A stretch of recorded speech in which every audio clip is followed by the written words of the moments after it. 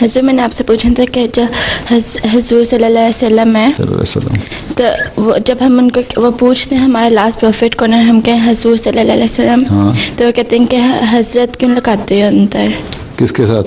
हजूर सल्लल्लाहु अलैहि वसल्लम के साथ। कौन कहता है? सुन्नी जो मुसलमान नहीं है जी। को हम ईसा को भी हजरत ईसा कहते हैं, हजरत मोहम्मद रसूलुल्लाह कहते हैं, तो हम हजरत ईसा भी तो कहते हैं। देखो, हम हर एक को जिसको इज़्ज़त से और बड़ा मुकाम अल्लाह ताला ने दिया हुआ है, अंबिया को हैं इज़्ज़त और उसके एहतराम के लिए हजरत लगाते हैं, और सारे नबियों के साथ हम हजरत लगाते हैं। हजरत मोहम्मद रसूलुल्लाह सल्लल्लाहु अलैहि वसल्लम के साथ नहीं लगाते।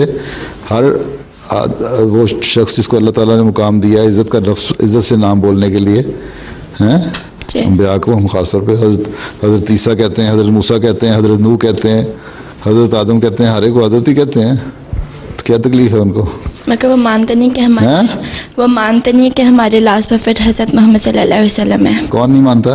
सुन्नी जो मुसलमान नहीं है, ना माने, लेकिन उनसे को अपनी बाइबल में कई पेशगोइयाँ उनको निकाल के दिखाओ हैं जी।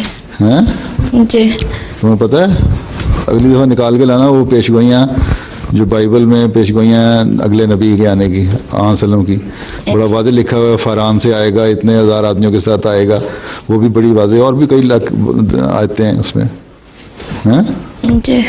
और फ़रान तो फिर अरब का इलाका ही जहाँ सल्लम थे, और तो कोई नबी नहीं है हैं। वो तो इंतज़ार कर रहे हैं, जिस तरह यहूदी कहते थे कि ईसा को नहीं मानते, इस तरह वो आगे नहीं मानते हैं। सिर्फ ईसाई नहीं, बहुत सारी कौमें अगले आने वालों को नहीं मानती।